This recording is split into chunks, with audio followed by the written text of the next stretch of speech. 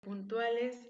Vamos a iniciar este conversatorio, este encuentro, al que hemos llamado Canto por la vida y la libertad de las mujeres. Bueno, quiero contarles de inicio quiénes somos estas 6, porque la convocatoria viene de las 6. Estas 6 somos coaches todas somos coaches ontológicas de diferentes países y están aquí y se las presento de una vez. Ahí está Olivia Kroll, que es chilena, está María Rita Nahum, que es argentina, está María Marinaro, que es venezolana pero vive en Inglaterra, ahí está María, está María Luisa España, a quien le decimos Malu, y ella es chilena, está Rosana Abril, que está en Argentina, coach y además abogada, y estoy yo, María Eugenia López Brun, desde México, donde vivo, donde habito, donde estoy y de donde les doy esta bienvenida a todas y todos ustedes. ¿Quiénes somos además? También está entrando la senadora Malú Micher, aquí la estoy viendo, todavía no está en la cámara, pero ahí la estoy viendo que está entrando. ¿Quiénes somos estas 6, además de ser coaches? Bueno, somos 6 mujeres que estamos en un taller de lectura y que por una tarea que se nos atoró, nos reunimos a trabajar en esa tarea. Ese día nos quedamos conectadas las 6 y nos quedamos conectadas para hacer ese trabajo. Pero ese trabajo, a partir de nuestra conversación, nos llevó a darnos cuenta, a partir del taller de Juan Vera, a quien tenemos hoy como uno de nuestros ponentes, nos llevó a darnos cuenta, porque estábamos leyendo un libro que se llama Articuladores de lo Posible, qué posibilidades teníamos, qué podíamos hacer juntas como una oferta, como coaches, como mujeres, algunas como senadoras, otras no, pero qué podíamos hacer en el mundo para trabajar en favor del empoderamiento de las mujeres, en favor de frenar y de erradicar la violencia hacia las mujeres. Y esto también nos llevó a ampliar nuestra reflexión sobre que no queríamos solamente trabajar en contra de la violencia hacia las mujeres, sino en la violencia en general. Y ahí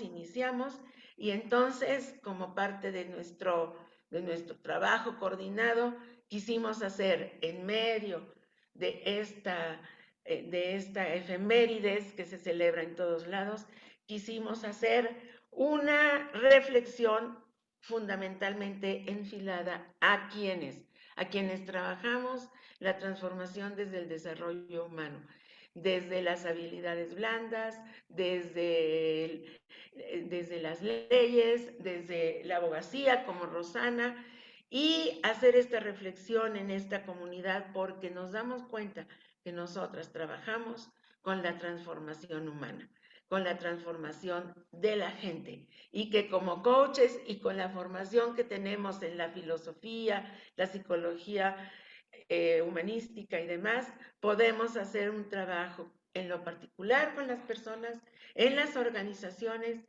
y también en las instituciones, en las escuelas. Por eso hoy tenemos a una universidad aquí y queremos abrir este espacio como una reflexión permanente todos los 25 para llevar a cabo un evento, el Día Naranja, como nos dice las Naciones Unidas, cada 25 de cada mes.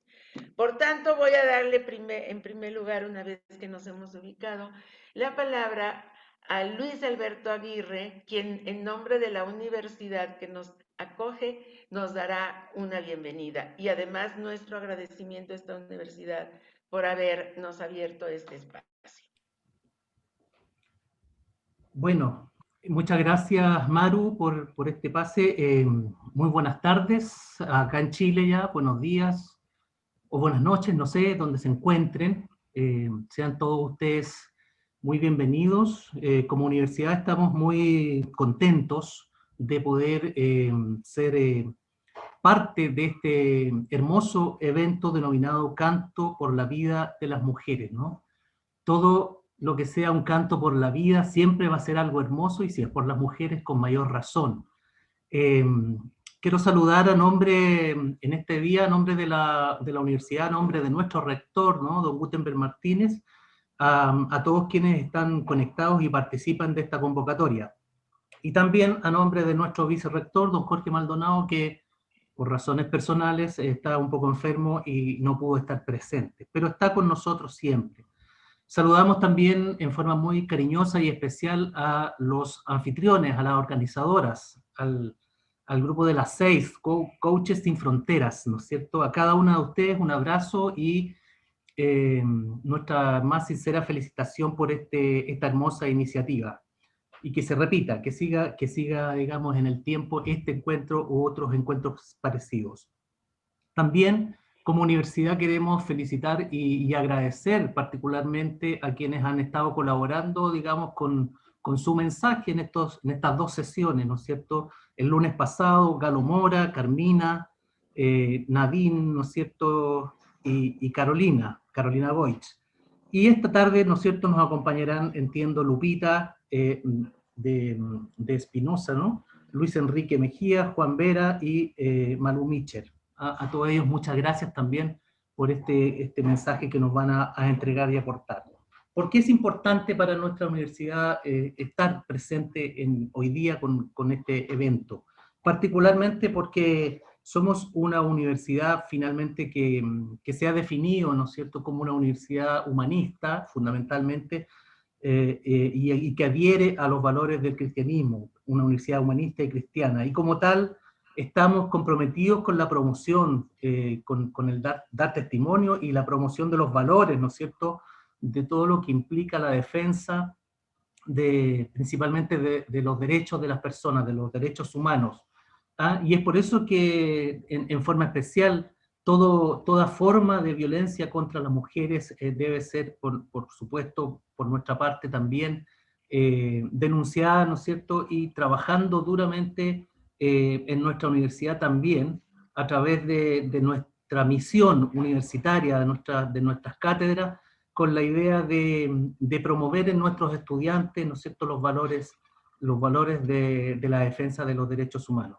Esto no conlleva no solo la idea del apoyo, sino que también tiene implícito, ¿no es cierto?, un compromiso de nuestra universidad para avanzar hacia un país, hacia una sociedad libre, ¿no es cierto?, de violencia en general y libre de violencia en especial contra las mujeres. Por eso contamos, como decía, con las cátedras de humanismo social, contamos con cátedras de educación, de ética en nuestra universidad, porque creemos y estamos convencidos que es necesario profundizar la reflexión, ¿no es cierto?, sobre la defensa y sobre los valores de los derechos humanos. No solo lo asumimos como una responsabilidad, sino que también estamos comprometidos en la construcción de una sociedad más humana. Así es que yo solamente quiero agradecer de parte de la universidad la posibilidad de estar, ¿no es cierto?, y de colaborar en este hermoso evento, y cuenten con nosotros para lo que sea, digamos, en futuras convocatorias. Muchas gracias y bueno, muchas gracias, Maru, te dejo. Muchas gracias, muchísimas gracias. También nuestro agradecimiento al rector y a toda la universidad, y gracias por estar acá. Vamos a iniciar este conversatorio. Ya le había dado la bienvenida a Malú, pero a Malú Mitchell, senadora, se la vuelvo a dar aquí. Estamos todos completos. Vamos a iniciar dándole la palabra a Lupita de Espinosa. Voy a leer una pequeña semblanza. Ella es Matilde Guadalupe Hernández Espinosa, abogada salvadoreña, máster en Derecho Pluralista por la Universidad Autónoma de Barcelona y con estudios de doctorado en la misma universidad. Fue fiscal de delitos contra las mujeres, niñas y niños y jefa de unidad de la Fiscalía General de la República en El Salvador. Fue subdirectora de Derechos Humanos del Instituto de Derechos Humanos de la Universidad Centroamericana José Simeón Cañas y encargada del área de litigio estratégico del mismo instituto, realizando abogacía y representación de víctimas ante la Corte Interamericana de Derechos Humanos y ante la Comisión Interamericana de Derechos Humanos. docente universitaria en las materias de Derecho Penal y Derecho Procesal Penal y Derechos Humanos. Fue subsecretaria de Inclusión Social de la Presidencia de la República de El Salvador y colaboró con el programa Ciudad Mujer. Es consultora y capacitadora en temas de derechos humanos de las mujeres, políticas públicas, justicia y trato a víctimas. Bienvenida, Lupita, querida, a este espacio. Tienes la palabra hasta por 10 minutos y después haremos un cierre. Muchas gracias.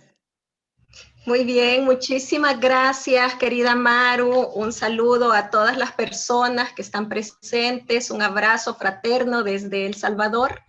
En realidad estoy muy contenta, muy emocionada de compartir con todas y todos ustedes en el marco del Día Internacional de la Eliminación de la Violencia contra las Mujeres, que sabemos se conmemora el asesinato de las hermanas Mirabal por la dictadura de Rafael Trujillo, pero también conmemoramos y nos ayuda a reflexionar y a volvernos a comprometer con todas las víctimas de la violencia feminicida y con todas las víctimas sobrevivientes que están luchando todos los días por salir de esa espiral de violencia.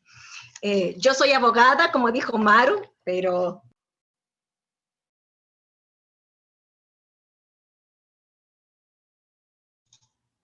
Hola, ¿me escuchan? Sí. Voy a tratar de no hablar como abogada para no hacerlo tan aburrido.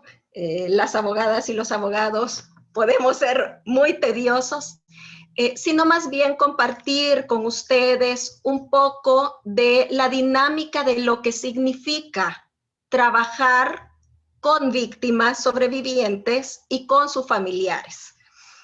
¿Por qué? Bueno, porque sabemos que hay obligaciones internacionales que muchos tratados han establecido, particularmente 2 tratados importantísimos como la Convención de Belém do Pará y la Convención para la Eliminación de toda forma de discriminación para las mujeres.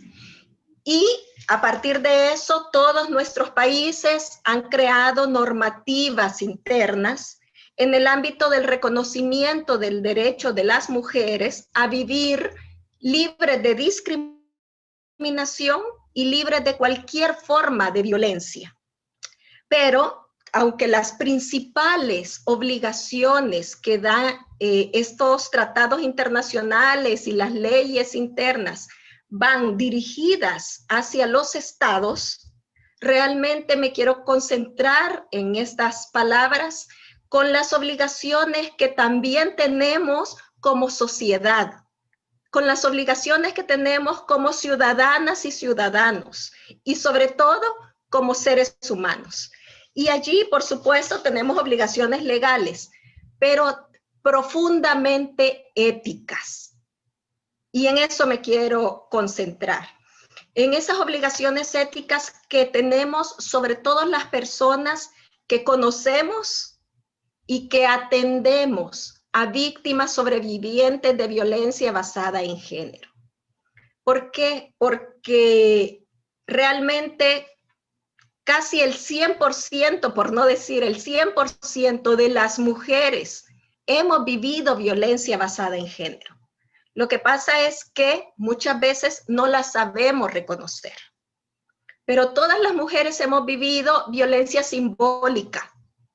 Hemos vivido alguna forma de acoso sexual, si no es en el marco de los centros escolares o universitarios, es en la calle, en el transporte público, en las relaciones laborales o en las relaciones familiares.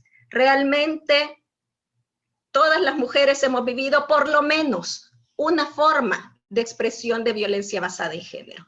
Y eso significa que todas las personas conocemos a alguien que ha vivido o está viviendo violencia basada en género.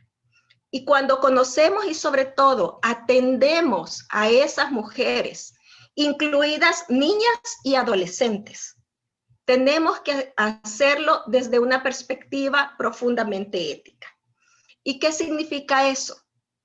¿Cuáles son los retos que tenemos para tratar, ya sea nuestra vecina o si somos profesionales que trabajamos en atención a víctimas, pues a la persona que tenemos enfrente? Bueno, en primer lugar, realmente un trato desde la ética, el respeto y la empatía. Y eso realmente se dice bastante más fácil de lo que es. Porque el primer reto que una tiene es, en primer lugar, reconocer qué de discriminador tiene mi pensamiento, mi cultura y mi actuar. Porque el trato respetuoso y ético a una mujer o a una niña o a un adolescente que está sufriendo violencia basada en género, el primer mandato es el trato libre de cualquier tipo de prejuicio o paradigma estereotipado desde la cual podemos valorarla, juzgarla y atenderla. El primer derecho que tiene esa mujer es que sea tratada libre de cualquier tipo de estereotipo o discriminación. El asunto es que todas nosotras, las personas, venimos de unas culturas profundamente discriminadoras. Hemos sido formadas y criadas desde patrones misóginos, clasistas, racistas, y entonces tenemos muchos estereotipos de discriminación que los trasladamos al trato a las personas. Entonces el primer reto, que como decía, es más fácil decirlo que hacerlo, es identificar permanentemente qué discriminador o discriminadora tengo yo para tratar de sacar eso antes de atender a una víctima. Eso significa, primero, entonces, reconocer realmente cuáles son las violencias. A las mujeres y a los hombres también se nos hace muy difícil identificar qué de violento tiene una palabra, qué de violento tiene una acción o qué de violento tiene incluso una omisión. Por eso es que a las mujeres se les dificulta tanto identificar cuándo están siendo victimizadas. Y cuando se logra identificar que lo que se está viviendo es una victimización, el segundo punto es el valor y el ánimo para denunciar esa victimización. Cuando por fin, y eso es algo que tenemos que entender quienes conocemos y atendemos a víctimas, que cuando por fin una mujer, y más grave en el caso de las adolescentes, logra identificar que lo que está viviendo es violencia, hay un paso siguiente muy difícil, que es superar el terror, porque es un verdadero terror, para denunciar esa violencia. ¿Por qué? Porque saben que no se van a enfrentar solo al agresor o a los agresores. Se van a enfrentar a su familia, se van a enfrentar a su comunidad, se van a enfrentar a la sociedad e inclusive se van a enfrentar a las instituciones del Estado, donde muchas veces los funcionarios y funcionarias las revictimizan. Imagínense ustedes el terror de una adolescente de 16 años o de una mujer de 56, de saber qué tiene que hacer frente a eso. ¿Cuál es entonces el reto que tenemos? Primero, tratar de deconstruirnos a nosotras mismas. Evitar juzgar a las mujeres víctimas sobrevivientes desde nuestra propia vivencia. Porque lo primero que oímos a veces, es que si fuera yo no hubiera permitido que esto pasara. Es que si hubiera sido yo, lo dejo antes. Es que yo a la primera lo denuncio. Sí, pero esa soy yo, no la persona que está enfrente. Y no tengo ningún derecho de juzgar a la otra desde mi propia vivencia o desde mi propio paradigma. Entonces, eso es lo primero. Lo otro es reconocer que cada mujer tiene un proceso diferente.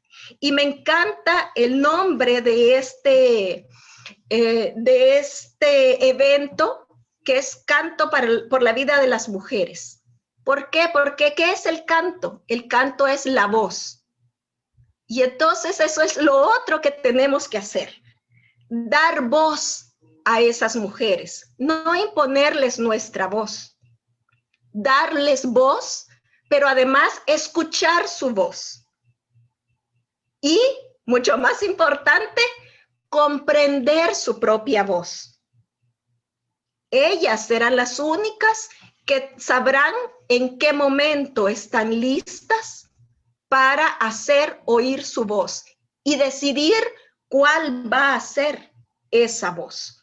Todas las mujeres tienen etapas y procesos distintos. Y el trato empático es saber reconocer, acompañar a las mujeres, no sustituirlas en su caminar, acompañar a las mujeres en ese camino en el cual van construyendo su empoderamiento y van construyendo su voz. Un reto muy grande es evitar en nosotras mismas la frustración, porque quienes trabajamos con mujeres víctimas de violencia y de repente resulta que por los mismos procesos de relaciones desiguales de poder, de terror, muchas veces las mujeres han avanzado y luego vemos que se retraen, que desisten, que ya no quieren continuar. Y para quien atendemos, a veces eso puede ser muy frustrante. Entonces, el otro reto, que también es más fácil decirlo que hacerlo, es manejar nuestro nivel de frustración y no trasladarlo a esa víctima. Respetar, como decía, ese caminar de cada quien. Al final, y ya se me están acabando los 10 minutos, solo concluir diciendo que realmente solo vamos a construir una sociedad libre de violencia para las mujeres y libre de discriminación con las propias víctimas de violencia basada en género, con ellas, por ellas, para ellas, pero sobre todo desde ellas. El camino nos lo van a dar las propias mujeres sobrevivientes. Hasta aquí me quedaría. Muchísimas gracias y seguimos adelante. Muchísimas gracias, Lupita, por tus palabras. Voy a retomar una que has dicho y que tiene que ver con nosotras quienes estamos aquí al frente como coaches. El coaching es muchas cosas, pero fundamentalmente es acompañar a aquel que quiere pasar de un lugar a otro lugar. Y por eso estamos acá. Y por eso hicimos este conversatorio con voces plurales, porque nos vamos a dar cuenta que aquí hay diferentes voces, desde una legisladora, un coach, un cantante, un cantautor, tú que eres una abogada, y estamos aquí para esto. También les quiero recordar, antes de pasar a la siguiente parte, que tenemos el chat, que ustedes pueden hacer sus comentarios, que pueden hacer alguna pregunta, algún comentario, y al final de esta primera ronda, una de mis compañeras va a decir, María Rita va a destacar qué son los comentarios que han hecho para hacer una segunda ronda donde cerremos.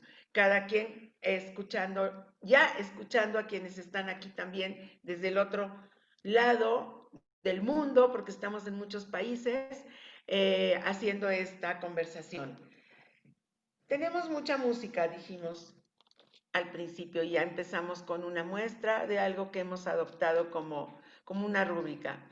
Y tenemos a un cantautor nicaragüense, que está aquí con nosotros. a quien le doy la más cordial bienvenida, con muchísimo cariño, con muchísimo respeto y con muchísima solidaridad también por todo lo que ahora vives. Luis Enrique Mejía Godoy. Déjenme ver. Luis Enrique Mejía Godoy es un músico, compositor y cantautor nicaragüense que nació en el norte del país, a ver si no me equivoco, en Somoto, allá en las Segovias, allá en el norte. Es uno de los más importantes cantautores nicaragüenses. Pertenece a una familia con tradición musical. En su casa todos y todas son músicos y tocan y cantan más de una canción, más de un instrumento, y han escrito más de una canción. Pero también son pintores, también son escultores, salseros. En esa familia hay de todo, sobre todo en el tema musical. Junto con su hermano Carlos Mejía Godoy, ha sido famosísimo por todo el mundo y su obra es de alto contenido social. Es muy importante en la historia de la música de Nicaragua y Centroamérica y en la historia de Centroamérica en la transformación social por su compromiso social. En 1997, los hermanos Mejía Godoy crean la Fundación Mejía Godoy, una fundación sin ánimo de lucro para el desarrollo cultural, desde donde realizan acciones de todo tipo, sociales, conciertos, grabaciones, programas de salud y antidroga contra el SIDA, y particularmente Luis Enrique, un aliado de la libertad y de la vida de las mujeres. Ha musicalizado a poetas como Rubén Darío, Ernesto Cardenal, José Coronel Urtecho, Joaquín Pasos, Julio Cortázar, Gioconda Belli, entre otros. Ha puesto música en muchas producciones audiovisuales nacionales. Él es, con su guitarra y su música, un revolucionario comprometido con la democracia y la justicia social. Y quiero contarles aquí en esta presentación de Luis Enrique que él nos quiere cantar hoy 2 canciones. Tiene muchas hacia las mujeres, pero hoy 2 canciones. Unas, y él nos las irá presentando. Yo le dejo la palabra y tú nos dirás ahorita y en la vuelta la otra, Luis Enrique. Bienvenido a este espacio.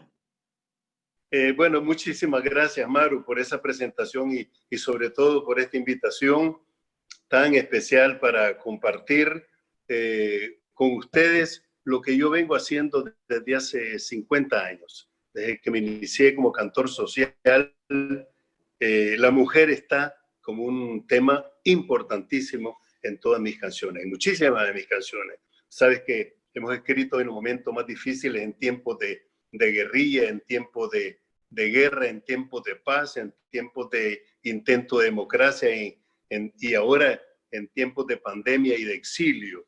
Me encuentro en San José de Costa Rica, exiliado hace casi 2 años, precisamente por exigir ser escuchado, porque si uno no es escuchado, pues lógicamente parece una redundancia, no tiene voz, no tiene palabra, no tiene dignidad. Y esto lo traslado a la mujer. Como decía Lupita, quizás lo más importante de su participación en el momento que yo entendí mejor esto es que las mujeres tengan su propia voz, no darle voz a las mujeres, no cantar ni hablar por las mujeres, sino darles ese empoderamiento y que ellas mismas sean las que denuncian, las que salgan adelante.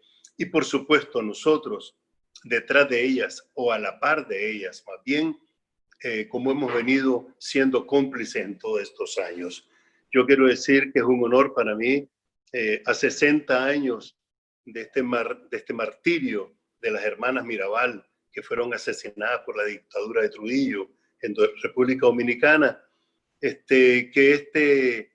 este conversatorio pueda ser realmente una trinchera efectiva, donde independientemente hombres, mujeres, niños, adolescentes, intelectuales, trabajadores, todos estemos en una misma trinchera de lucha por los derechos de la mujer. He tenido el honor de compartir recitales de poesía y canción con gente tan querida y luchadora que son íconos no solamente de la palabra de la mujer, sino también de la palabra como un estandarte, como una bandera de lucha, como es el caso de mis hermanas Normelena Gadea, Katia Cardenal, Yoconda Belli, Daisy Zamora y por supuesto Vilma Núñez, que es la presidente del Centro Nicaragüense de Derechos Humanos y con quien hablamos casi semanalmente para estar monitoreando la lucha de la mujer en esta lucha por la democracia en esta Nicaragua agredida, pero jamás vencida. Qué lindo poder escuchar a Marta Gómez, no sabía que era el himno de ustedes, esta canción, y decirles también que hay una generación joven en América Latina, porque si ustedes recuerdan, los mexicanos tienen que recordar a Amparo Ochoa como una gran defensora, no solamente de la canción popular mexicana, sino de la canción desde la perspectiva y la visión de la mujer. Es muy importante eso. Y por supuesto, Tania Libertad, Susana Vaca de Perú, ya no digamos Mercedes Sosa, en fin, podría pasar toda la mañana hablando de la enorme cantidad de mujeres con quien tuvimos y tenemos una relación muy estrecha. Con Secha Ubau, una niña, una jovencita nicaragüense que está cantando mucho ahora por los derechos de la mujer. Guadalupe Urbina en Nicoya, Costa Rica, otra gran voz. En fin, estoy muy feliz por poder compartir con ustedes y decirles que yo soy un cómplice de esta lucha desde hace muchísimos años, que no acepto ni de palabra ni de acción ninguna violencia, pero muchísimo menos contra las mujeres y muchísimo menos contra las niñas, que son más inocentes todavía. Por eso he escrito una canción que se llama Ni una más, que no voy a poder cantar esta mañana, pero voy a atreverme a leer algunas de las estrofas que hice. Ni una más, que nadie quede impune, que la justicia caiga sin piedad contra los que asesinan a nuestras niñas, contra los que profanan su inocencia. Le ruego a Dios jamás tenga clemencia por tanto crimen y tanta maldad. Entonces, cuando yo escucho una canción con una palabra violenta hacia la mujer, me siento muy mal como hombre, como ser humano, como individuo. Y quisiera tener el poder de poder quitar de la radio una canción que denigre a la mujer. O un video que es peor todavía, porque es imagen, sonido y el texto de una canción denigrante, que ahora se utiliza, Maru, ahora se utiliza el reggaetón, digamos, el reggaetón no tiene ninguna culpa. Puede ser una cumbia, puede ser una ranchera, que ya lo sabemos, en el pasado tantas rancheras terribles contra las mujeres. Entonces, yo como artista, como músico, tengo mucha conciencia de eso. Y por eso he escrito canciones como Mujer de carne y hueso, La mujer es un planeta con heridas en el alma, 5 siglos calle arriba luchando por su alborada. De tal manera que ese es mi compromiso, Maru, y amigos y amigas, no solamente que están en este conversatorio, sino que nos están escuchando y se están conectando. Y ojalá ustedes también tengan palabras para esto, que expresen sus sentimientos y esta solidaridad, que no es de hoy y que no es de ayer y que tiene que ser para siempre, ¿no? Maru López Brum me pidió, con quien somos amigos hace muchísimos años, me sorprendió pidiéndome una canción que yo no tengo ahorita en repertorio y que se llama Tania y que tiene que ver con mi hija que tenía 4 años cuando llegó a nuestra casa porque es una niña adoptada. Entonces, perdón, tenía 3 meses cuando llegó adoptada a nuestra casa. Pero cuando tenía 4 años le escribí esta canción como un compromiso de lucha. Porque cuando ella llegó, me devolvió todas las razones para vivir. Por eso la canción también se llama Tania, Razones para Vivir. Y con esta con esta canción quiero despedirme agradeciéndoles mucho a ustedes y disculpándome porque no me puedo quedar hasta el final de este evento porque tengo otro compromiso en otra ciudad y tengo que viajar. La canción dice así.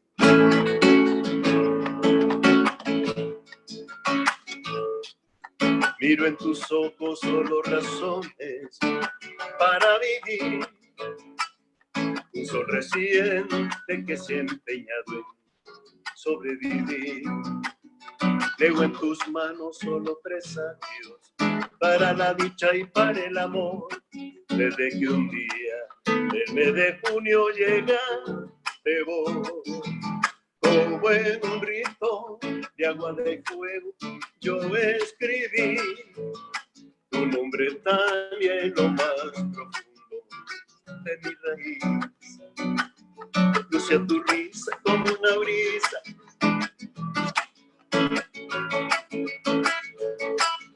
Luce a tu risa como una brisa que viene alegre y no tiene prisa, y la ternura de tu sonrisa me estremeció y convocamos con teponas crecer por venir.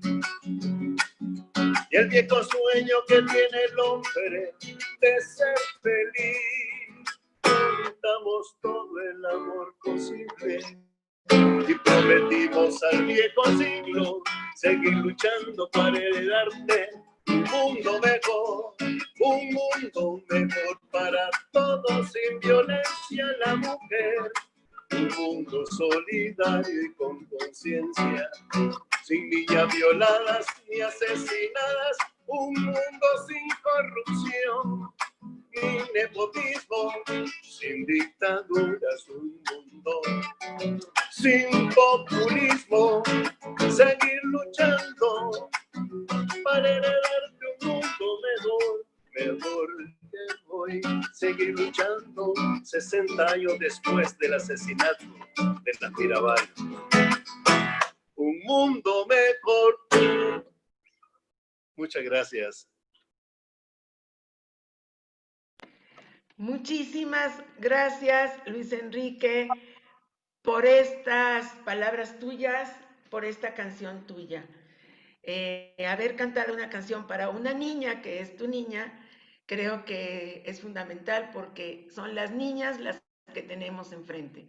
Son las niñas las que no son el futuro, sino el presente. Son las niñas por quienes tenemos hoy que hacer ese mundo mejor. Muchas gracias, Luis Enrique, por haber estado con nosotras hoy, por haber cantado esta canción y por todas las canciones que haces. Iremos adoptando una tras otra, porque ciertamente tienes muchas canciones, hasta haberle puesto a esa canción que se llama Mi Derecho de Mujer, que son todos los derechos, y que canta lindísimamente Norma Elena. Algún día invitaremos a Norma Elena. Y con esto quiero recalcar, porque en este espacio nuestro que estamos abriendo, hemos invitado a la gente, a los compañeros y las compañeras de la cultura, porque Luis Enrique y sus hermanos tenían un álbum y una propuesta maravillosa que se llama Guitarra Armada. Y justamente la música, las canciones y la poesía son un elemento fundamental, excepcional, especial para cambiar la dinámica de la sociedad y pasar a otros niveles de conciencia a partir del arte, a partir de la creatividad. Muchas gracias, Luis Enrique. Y con esto vamos a pasar a nuestra siguiente ponente. Nuestro siguiente ponente es alguien de este espacio, parte de este espacio. Es un maestro de todas nosotras, un guía de todas nosotras, es también quien nos ha formado y quien nos convocó a partir de sus clases, porque antes de Juan no nos conocíamos, después de Juan nos conocemos. Nos conocimos algunas en las escuelas y después en este proceso de formación permanente que tenemos.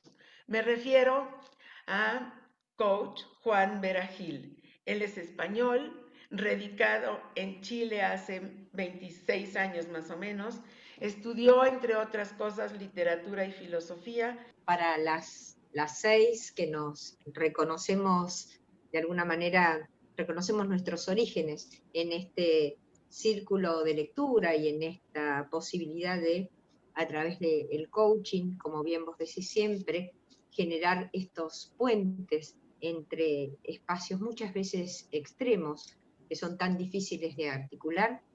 Desde este espacio que nos dio origen a las 6, queremos darte una bienvenida calurosa y dejamos entonces el espacio para tus palabras. Bueno, muchas gracias. ¿Se oye bien? Se oye muy bien, perfecto. Ok. Yo he venido a unirme a este canto, desde luego con menos habilidades que Luis Enrique Mejía Godoy. De niño hubiera querido ser cantante, ¿no? Y quiero empezar por ahí. Desde mi niñez, Juanita Gil, mi madre, fue una figura doble para mí. Y no porque faltara mi padre, que también estaba siempre presente. Es porque a su cuidado, a su alegría, unía la fuerza para administrar nuestra familia, incluso salir a ganar el sustento. Yo ya de mayor decía, si esto hubiera sido un gobierno en vez de una familia, tú, mamá, hubieras sido ministra de muchas carteras.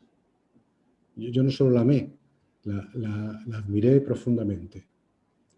Para ese niño que fui, no podría haber entendido que ella no hubiera tenido los mismos derechos, las mismas oportunidades que cualquiera de los hombres que conocí, teniendo tanta grandeza.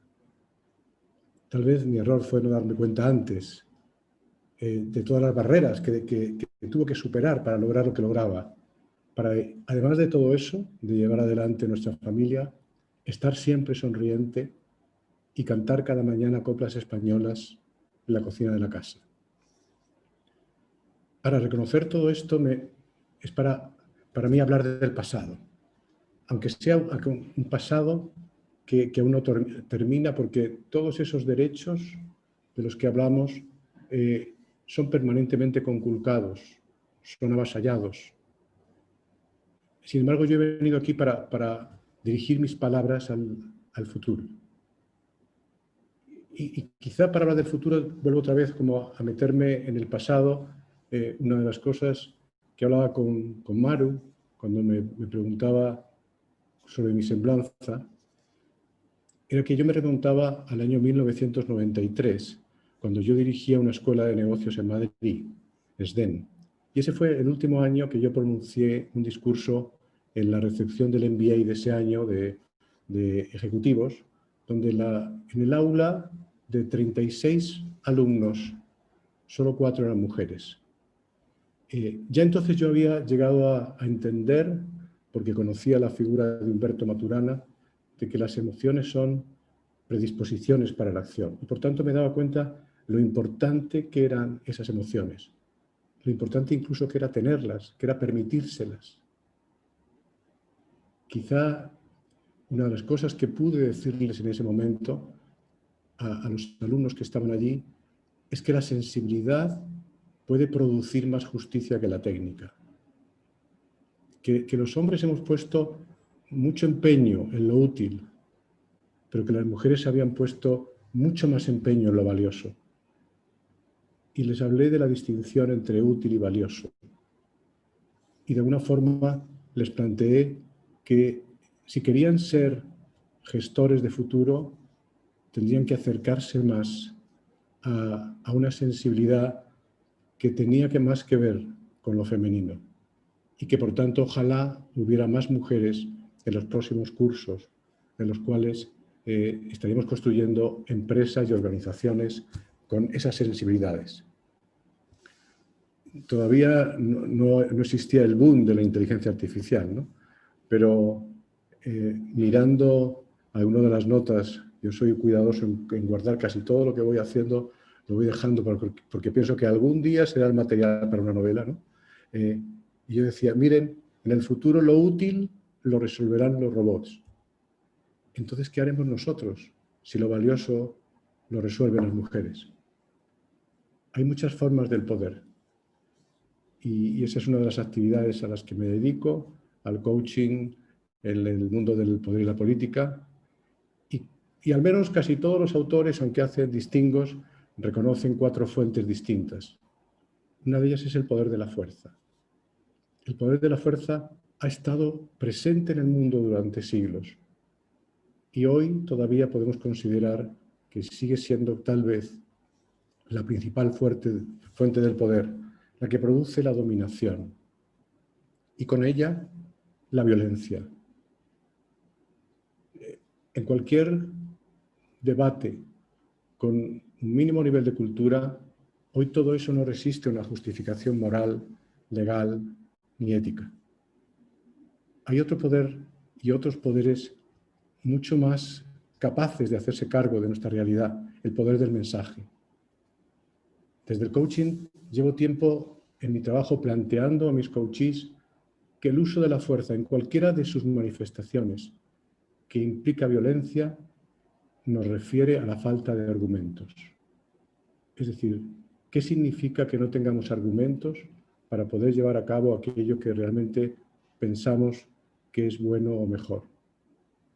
El poder del código, aquel que se manifiesta en las culturas, es la forma silenciosa, es la forma quizá invisible, simbólica de marcar su autoridad.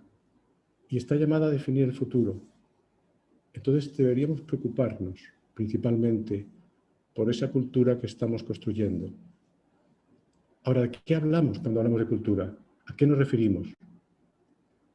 En general, en las definiciones más académicas, hemos puesto todo el énfasis en definir las culturas como el conjunto de creencias, el conjunto de hábitos que nos conforman, que dirigen nuestro actuar. Y sin duda esa es como una forma básica para que la responsabilidad de nuestras conductas sean colectivas. Es decir, es que esto es como que lo que la cultura impone. Y que parezcan como productos que nos anteceden y que son difíciles de evitar y desde luego lentos de cambiar. No es nuestra responsabilidad, es la cultura que hemos adquirido. Y sin embargo, ¿en qué momento y qué manifestaciones necesitamos para establecer que no podemos seguir? Cuando alguien dice ni una más, ¿cuándo va a ser eso algo que nos demos cuenta que es la responsabilidad de todos? Hay otra forma de caracterizar una cultura y es como lo veo hoy, como lo explico hoy, y es porque también una cultura se puede caracterizar por lo que olvida, por aquello que oculta. Seguramente serían más contundentes nuestras posturas si definiésemos las culturas por lo que no tiene en cuenta, por lo que soslaya, por lo que no defiende, por lo que no pronuncia. Y en eso todos hemos sido responsables. Yo siempre digo que en la historia de mi vida la imagen de las mujeres ha sido el centro de mi admiración. Pero no puedo excusarme en mi admiración para basarme en que no he hecho nada en contra de ello. De alguna forma, el tema es ¿qué he hecho a favor de que esos derechos y oportunidades estén siendo vigentes en el mundo en que estoy? Quizá algo que no he decidido un día ni otro, pero que siento presente en mí y que seguramente las mujeres con las que hoy convocan esto, las 6, Maru bastante especialmente, me ha llevado a una posición, y es que no seguir dejando que esa incompletitud del pensamiento y la acción se siga manteniendo en el tiempo. Otra forma de hablar del futuro podría ser la de hablar de qué habilidades necesita ese mundo que queremos construir, qué competencias necesita. Eso me vuelve a llevar a ese aula del año 1993. Porque hoy, en este mundo de diálogos rotos, donde personas, por ejemplo, como ese grupo maravilloso, los Mejía Godoy, que que representaban la revolución, sin embargo, tengan que estar fuera de su país. En ese mundo de vínculos perdidos, débiles, de incapacidad de escuchar el dolor, si algo falta son capacidades distintas a las que han establecido las culturas hasta hoy. Por eso me sumo a quienes prefieren hablar de sensibilidades.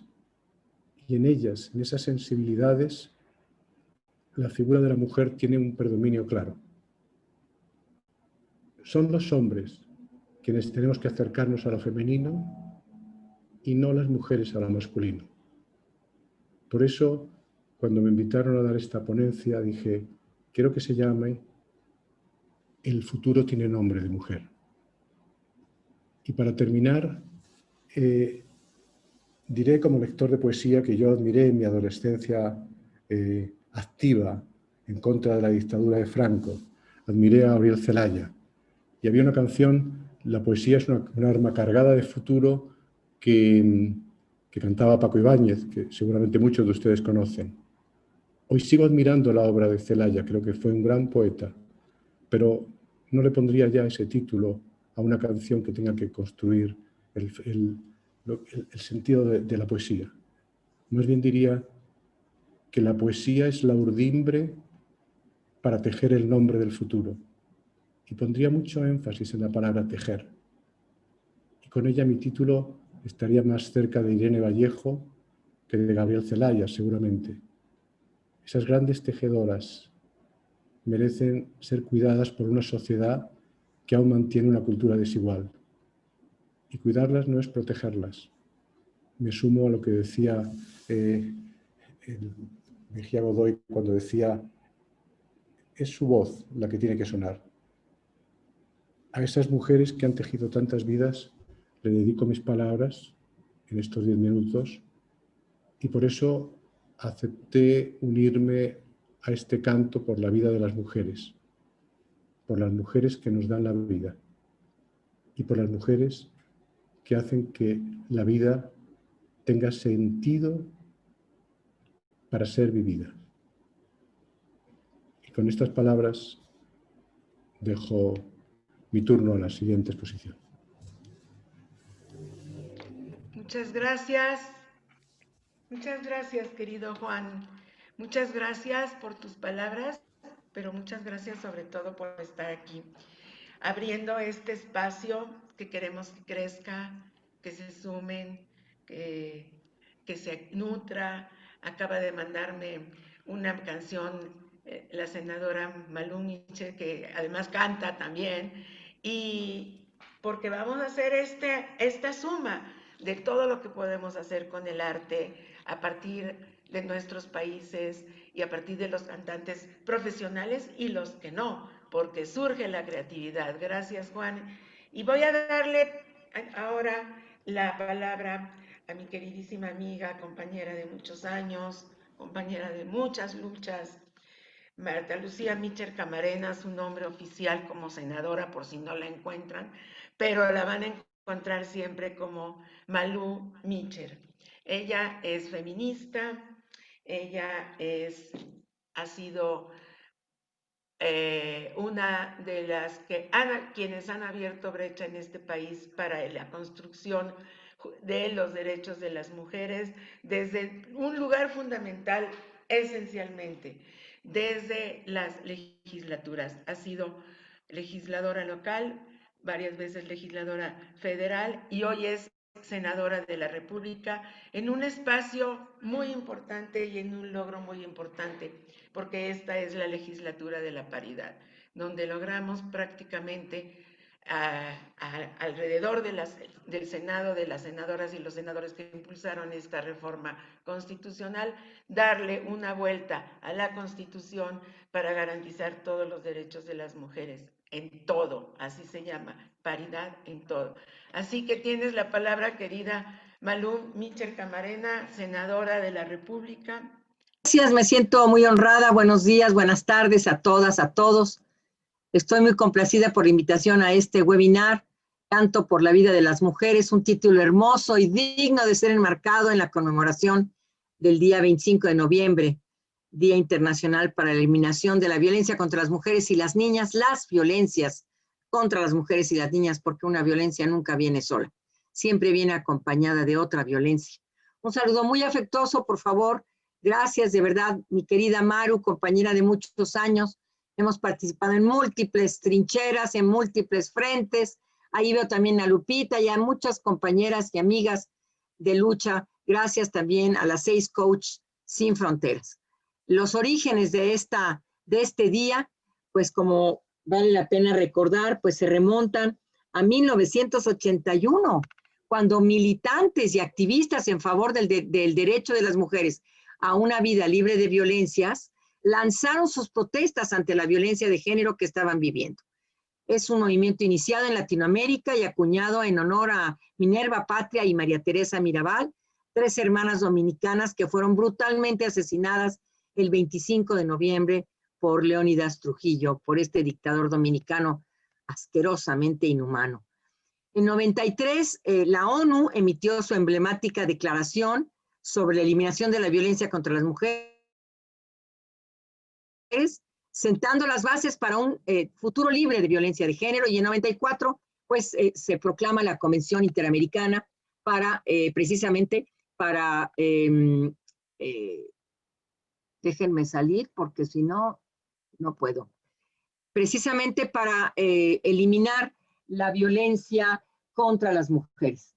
Bueno, esto que estamos viendo, vale la pena, hay que recordar siempre esta situación, esta importancia de tener la historia a la mano, porque no fue un invento. Desde el 81, luego el 93, y bueno, esto fue muy importante. Este derecho de las mujeres a vivir sin violencias está consagrado en acuerdos muy importantes, por supuesto en la Convención para Eliminación de todas las formas de discriminación contra la mujer, la CEDAW, y por supuesto en la Declaración sobre la Eliminación de la Violencia contra la Mujer de las Naciones Unidas en sus recomendaciones. La violencia contra las mujeres y las niñas es una violación grave de los derechos humanos. Su impacto es tanto inmediato como de largo alcance e incluye múltiples consecuencias físicas, sexuales, psicológicas e incluso mortales, como es el feminicidio. Por eso es muy importante hablar de lo que se hace y de lo que se deja de hacer en nuestra contra. Por eso hablamos de acciones y de omisiones, porque no solamente es lo que dices, sino lo que no dices, lo que haces, lo que no haces. Es tan importante esta definición y, por supuesto, tenemos que tenerla muy clara en nuestra actuar como coaches y como acompañantes y como mujeres en esta lucha. La violencia contra las mujeres afecta negativamente el bienestar, nuestro bienestar, e impide nuestra plena participación en la sociedad. Pero además de tener consecuencias negativas para las mujeres, las violencias también impactan nuestra familia, nuestra comunidad y el país. Los altos costos asociados impactan, que comprenden, por supuesto, desde un aumento en gastos de atención en salud, servicios jurídicos, a pérdidas de productividad, impactan en presupuestos públicos nacionales y representan un obstáculo para el desarrollo. Tras varias décadas de movilizaciones promovidas por la sociedad civil y y ahí lo tengo que decir, y los movimientos de mujeres, se ha logrado incluir la erradicación de las violencias contra las mujeres en las agendas nacionales e internacionales. Hay un gran avance en nuestro país y en el mundo en materia de legislación y políticas públicas para prevenir, atender, sancionar y erradicar las violencias en ámbitos como el familiar, el laboral, el educativo, el político, el digital, la violencia mediática, la violencia institucional, así como los tipos de violencias como lo son la familiar, la psicológica, la sexual, la económica y la patrimonial. Eso hemos hecho en México y nos sentimos muy honradas de haber trabajado para todo esto. Sin embargo, continúa habiendo grandes y graves desafíos en la aplicación de estas leyes, resultando en una limitada protección y acceso a la justicia por parte de mujeres y niñas, y no se hace suficiente para prevenir la violencia. La OMS señala que hay una serie de factores, de riesgos factores de riesgo, preexistentes en relación con la violencia de la pareja y de la violencia sexual, pues estos son de carácter individual, familiar, comunitario y social. Hay que decirlo, esta pandemia vino a incrementar, a acrecentar, a profundizar las vulnerabilidades de las mujeres. Es decir, esta capacidad de enfrentar o no el riesgo. Y las mujeres tenemos muy pocos elementos para poder enfrentar los riesgos físicos. Cuando hay una serie de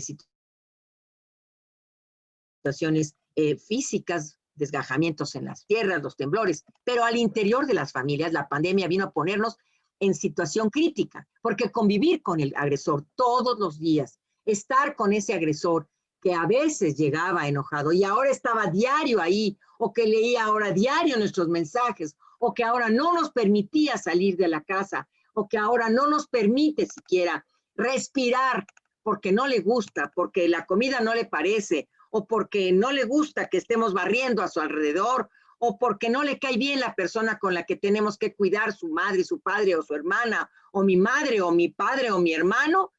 Es increíble cómo se profundizó la crisis violenta al interior de las casas. Y no se diga el tema de los servicios de planificación familiar y de salud sexual y reproductiva, los embarazos se van a ir hacia arriba, lamentablemente por esta situación. Por eso no le queremos llamar la nueva normalidad. Para nosotras ya veníamos de una normalidad espantosa, veníamos de una situación que no era normal y por eso queremos hablar de la nueva realidad. Bueno, yo quiero irme rápidamente a la siguiente, porque Naciones Unidas propone 16 pasos para poner fin a la violencia contra las mujeres, ratificar los tratados, adoptar las leyes, hacer que la justicia sea accesible para las mujeres, garantizar el acceso universal, invertir en igualdad entre los géneros, aumentar la conciencia pública, la movilización social, trabajar para con los jóvenes o fortalecer el Fondo Fiduciario de la ONU, movilizar a los hombres y a los niños y mejorar, entre tantas, estas 16, la autonomía económica de las mujeres. Yo personalmente creo que esto es muy importante porque si bien tenemos que tener en mente estas acciones, yo creo que también tenemos que ver el panorama mundial, el panorama nacional ante el cual nos encontramos, porque es necesario que sigamos trabajando a favor del reconocimiento de los derechos humanos. Y por ello, tengo mucho orgullo en compartir con ustedes algunas de las reformas fundamentales que hemos logrado sacar adelante. Primero, la reforma constitucional en materia de paridad. Logramos la reforma a 11 artículos de la Constitución. Nuestra Constitución es hija de su tiempo, un tiempo en que la igualdad de las mujeres pues no constituía una preocupación para los hombres del constituyente. Estamos hablando de 1857. En aquel momento era impensable hablar de la paridad. Pero por eso ahora hemos construido la paridad entre mujeres y hombres en el ámbito político.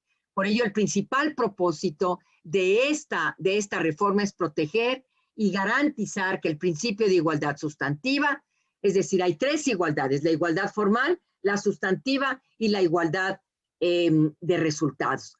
La igualdad formal, pues la que está en la ley, ya sabemos que ahí está en la ley, en las leyes, pero la igualdad sustantiva es la que modifica las circunstancias que rodean a las mujeres.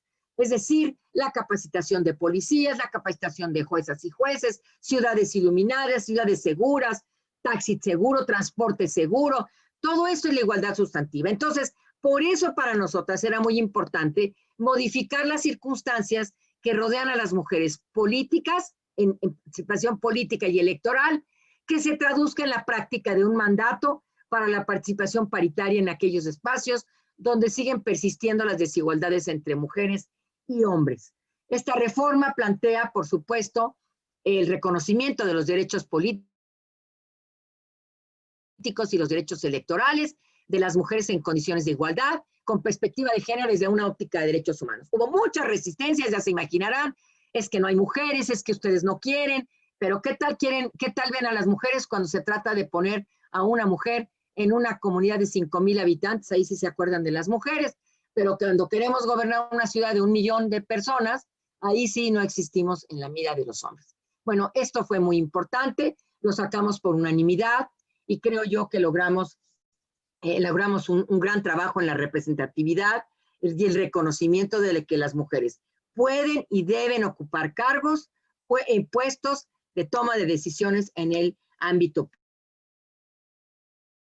público. Porque las mujeres sí tenemos un proyecto de país, sí tenemos un proyecto de nación, y esto es muy importante, que la gente crea y sepa que estamos para defender los derechos de las mujeres y las niñas. Y el principio que nos guía es mejorar la vida de las mujeres, de las niñas y garantizar sus derechos para mejorar el de toda la ciudadanía, de niños y de hombres. La que sigue, por favor. Bueno, aquí estas metimos, además de la violencia, de la paridad en todo, como ya lo dijo Maru, nos fuimos también a meter la violencia política contra las mujeres en razón de género. Que no llega la convocatoria, que te mandamos más tarde, que no te damos dinero, que volteamos a ver a los hombres y a las mujeres no les damos presupuesto, que hay una reunión de las alcaldías y no te citamos, o te citamos 2 horas más tarde, que eres regidora y quieres ir a visitar una comunidad y no se te presta transporte. Eso se llama violencia política contra las mujeres en razón de género. Y estas reformas por fin la incorporamos, es un delito en nuestro país y garantiza que participemos sin violencia, garantiza nuestro acceso a una vida libre de violencias antes, durante y después de los procesos electorales, es decir, no solamente en las campañas, sino ya que somos presidentas municipales, gobernadoras, diputadas, en el desempeño de nuestros cargos y en todo tipo de participación. La que sigue, por favor. Bueno, esto es importante. México tendrá unas elecciones las más grandes de nuestra historia y ahora vamos por 15 gubernaturas de las 32 que existen en el país con paridad. Tendrán que ser seguramente 7 hombres y 8 mujeres u 8 mujeres y 7 hombres las que tendremos. Se van a elegir en 2021 21,368 cargos y 500 diputaciones. Así es que vamos a una reforma histórica en nuestro país. La que sigue, por favor. Bueno, en nuestro Congreso hay una convicción de que las mujeres necesitamos estas reformas, que eran reformas justas y necesarias. Lo que sigue, por favor. Síguele, por favor, para terminar. Esta es importante. Esta la acabamos de incorporar, acabamos de aprobarla, la violencia digital y la violencia mediática. Estas la hicimos en la Ley General de Acceso de las Mujeres a una Vida Libre de Violencia. Y entonces estamos hablando de quien comete el delito de violencia digital, quien distribuya, quien entregue, quien promueva videos, audios o grabaciones sin el consentimiento de una persona menor de 18 años, donde se exponga su intimidad sexual. Y la violencia mediática va más allá y habla de la violencia en los medios de comunicación, que mantengan un discurso sexista, que normalicen la violencia contra las mujeres, que fomenten la discriminación contra las niñas y las mujeres, y esto ya quedó tipificado como un delito en nuestro país. La que sigue, por favor. Bueno, esto creo que lo logramos gracias a que las senadoras y diputadas feministas de todas las bancadas, pues sí, marcamos la diferencia en todos los congresos, nos sentimos muy orgullosas todas las mujeres y todos los hombres que quisieron colaborar en este trabajo. Ahí traemos unas camisetas que dicen no se daña a quien se quiere. La que sigue, por favor. Nos sentimos, por supuesto, muy contentas. Legislamos de cara a la realidad. Es un hecho evidente que la realidad de las mujeres es devastadora. Somos las más pobres, entre las pobres somos la mayoría en el sector informal de la economía, somos las que cobramos menos aunque trabajamos igual que los hombres, somos las que tenemos doble o triple jornada laboral, las responsables de los trabajos de cuidados, las principales víctimas de múltiples hechos de violencia, sobre todo en el ámbito familiar y la violencia sexual. Por eso había que responder y tenemos un deber ético, político de representar los intereses de las mujeres, visibilizar sus problemáticas y plantear reformas legislativas que garanticen sus derechos y a la igualdad y a una vida libre de violencias. Ahí le voy a dejar. Muchísimas gracias, Maru, por este espacio y ojalá que puedas, mi querida Maru, compartir esa canción que es tan importante, que la elaboraron las mexicanas, es preciosa, y pues aquí estamos con muchísimo gusto para seguir escuchando y aprendiendo de todas y todos ustedes. Muchas gracias. Mientras tanto, vamos a agradecer a todos los ponentes que de esta manera contribuyen junto con las Coaches Sin Fronteras, las 6, a este espacio de reflexión que nosotras nombramos como un canto de esperanza, abogando por una sociedad igualitaria, de hombres y mujeres libres, en una vida en paz y también impulsada desde el amor. Este es un espacio de reflexión, como decíamos, es una mirada constructiva e integradora desde una perspectiva más amplia y más comprensiva para generar una nueva conciencia. Así que queremos repasar los puntos salientes de las distintas ponencias, agradecer desde El Salvador a Lupita Hernández de Espinosa, quien nos habló de las obligaciones que tenemos como sociedad y de ciudadanos y seres humanos, que son profundamente éticas.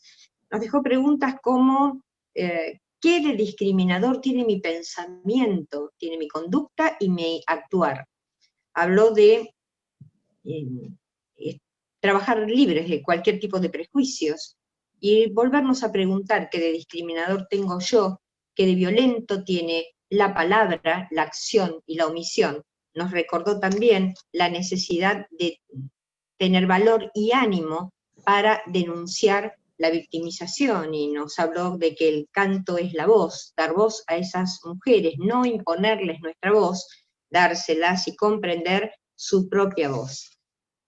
Queremos también agradecer a Luis Enrique Mejía Godoy, que reflexionó acerca de que las mujeres tengan su propia voz, también no darles la voz, y escuchar la propia, y se definió como un cómplice de esta lucha, y dijo que no acepta ni de palabra ni de acción la violencia. Instó entonces a expresar sentimientos y solidaridad con este tema, abogó por un mundo solidario y con conciencia. Después lo escuchamos a Juan Vera, que habló de las emociones, que son disposiciones para la acción. También dijo que los hombres hemos puesto empeño en lo útil y las mujeres en lo valioso. Habló de gestionar un futuro y también del poder de la fuerza que produce la dominación y la violencia, y el poder del mensaje. Hizo una llamada a definir futuro, a preocuparnos por la cultura que construimos. Recordó las definiciones de creencias y hábitos que genera nuestro actuar, estos productos que nos anteceden culturalmente y que a veces son muy difíciles de evitar, y también reflexionó sobre en qué momento y qué manifestaciones necesitamos para poder seguir siendo responsables de lo que sucede.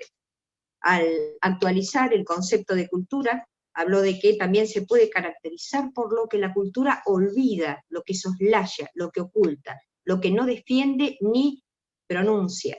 Y allí hizo un llamado a la responsabilidad que he hecho a favor de la vigencia de los derechos y de las oportunidades. Finalmente, también habló de un mundo de vínculos débiles, donde hacen falta capacidades diferentes, y remató diciendo que el futuro tiene nombre de mujer. Escuchábamos recién a la senadora Malu Mitchell, quien habló de la violación grave de los derechos humanos con un alto impacto inmediato y de largo alcance en cada sociedad, y también remarcó lo que se hace y lo que se deja de hacer, las omisiones que afectan el bienestar e impiden la participación social de las mujeres. Abogó por no hablar de una nueva normalidad, sino de una nueva realidad, y proteger y garantizar el principio de igualdad sustantiva que, dijo, modifica las circunstancias que rodean a las mujeres. El chat, que estuvo muy activo, hablaron de que nadie puede juzgar porque desconocen lo difícil que es sobreponerse al dolor. Se habló también de la violencia política, que está muy instalada, y de poner la mirada en el tiempo histórico que compartimos y de la necesidad que a los espacios de poder lleguen mujeres con perspectiva de género. Y en el chat también se preguntaban, ¿qué hacemos como sociedad para entender que pasan tantos años hasta poder denunciar y que nacemos bajo un patrón que surge de décadas y las redes de apoyo son fundamentales y necesitan hacerse visibles? Se preguntaban también, ¿cómo cortamos el círculo? Esta luna de miel que hace que ese círculo se vuelva muchas veces a repetir. No sé quiénes han sido los ponentes que todavía nos acompañan, pero a ellos entonces les traslado estas inquietudes. Cualquiera de los que quiera hablar. Muchas gracias, Rita. Solamente les recordaría que tenemos 5 minutos para terminar, entonces si cada uno habla 1 minuto para cerrar esto y ya vamos despidiéndonos, y recordarles que esto aquí empieza, que seguimos cada 25 más lo que se vaya abriendo. Convocamos a todos. Así que gracias, Rita, porque me sacó el chat, aquí, el Zoom, aquí estamos de vuelta. Y le daría la palabra entonces al revés ahora, a Malú. Hola, yo estoy muy contenta con lo que he escuchado. Quiero decirles a todas las mujeres que tenemos derecho a tener derechos, que tenemos derecho a una vida libre de violencias, que el Estado, y en este caso el Estado mexicano, ha estado pues hasta donde nos dejan los presupuestos y la crisis económica que estamos enfrentando. Un gobierno de la Cuarta Transformación encabezado por Andrés Manuel López Obrador y por Morena no ha sido fácil. El país estaba colapsado, atascado de corrupción, y no ha sido fácil rescatar el presupuesto que necesitamos para sacar al país. Sin embargo, tenemos una Secretaría de Gobernación feminista, tenemos una Secretaría de Relaciones Exteriores encabezada por el licenciado Marcelo Ebrard y un gabinete paritario que la verdad ha trabajado muy bien. Yo creo que falta mucho por hacer. El gran fracaso de nuestro país, lo tengo que decir, son las fiscalías. No se están poniendo las pilas para trabajar en favor de la violencia contra las mujeres, y ahí tenemos que meternos muy seriamente para ver qué está pasando y por qué siguen sin estos lentes, con una ceguera total para la justicia, con una pila inmensa de casos que no pueden atender. Yo me siento muy satisfecha como senadora, pero tenemos que unir los esfuerzos de los 3 poderes. Muchas gracias, Maru. Estamos a tus órdenes, y larga vida a las mariposas. Muchas gracias, Malú. Muchas gracias por tu mensaje. Le cedo la palabra a Lupita para su mensaje de cierre. Muchas gracias, Maru, y muchísimas gracias en verdad a todas las personas que han participado. Solo quiero cerrar diciendo lo siguiente. Uno, que realmente es un camino muy largo el que nos queda por delante, pero tenemos que honrar también a quienes nos han antecedido.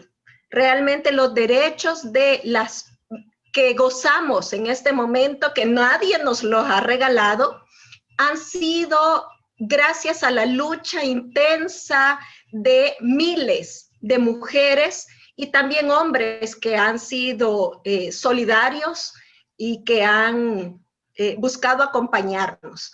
Entonces, lo primero es recordar las voces de todas esas mujeres que nos han antecedido y honrarlas. Y a partir de eso, comprometernos en nuestra actuación día con día y comprometernos a caminar unas con otras en sororidad y viendo que la meta común es una vida libre de violencia y una vida libre de discriminación para todas nosotras. Les abrazo grandemente desde El Salvador, a donde estén todas y todos. Muchísimas gracias, Lupita, te abrazamos también. Y finalmente, para cerrar, queridísimo Juan Vera, tienes la palabra para que, como nuestro conductor también y como aliado y cómplice, aquí cerremos esta parte.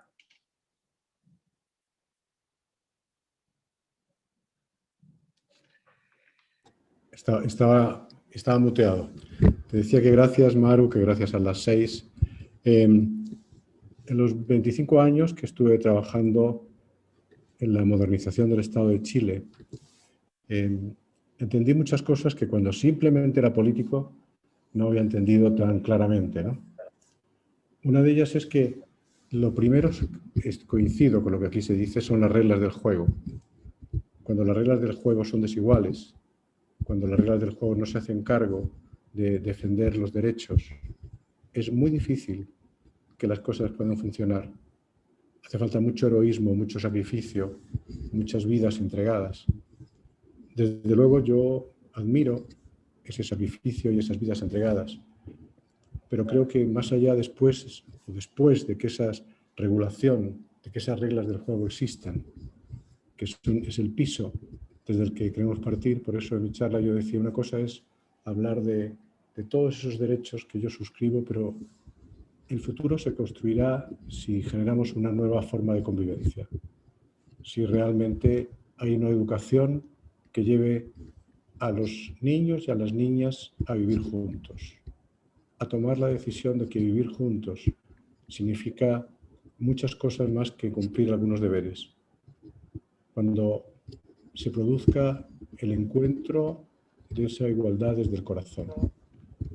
Creo que eso está hoy al alcance de la mano, porque no estáis solas las mujeres en ese intento, porque por fortuna cada vez hay más hombres que casi sienten vergüenza por el pasado de muchas generaciones. Y supongo que eso es lo que les debe pasar, por ejemplo, a los católicos o a los cristianos, ¿no? Cuando piensan en la Iglesia de las Cruzadas, tendrán que sentir vergüenza de que en un momento determinado pasaran cosas como esas. Yo las siento. Y mi apuesta es por una educación que a lo mejor enseñe menos contenidos y muchas más sensibilidades y habilidades para vivir. Gracias por la invitación.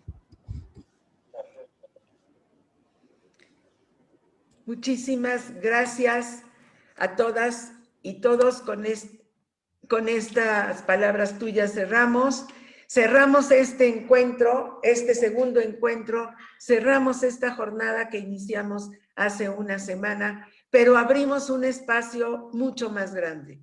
A todas y todos que están aquí los queremos invitar a que esto no sea una mariposa de un día, sino la mariposa de todos los 25 de cada mes. Esperamos seguir contando con la universidad, con otras universidades y que este espacio se vaya abriendo.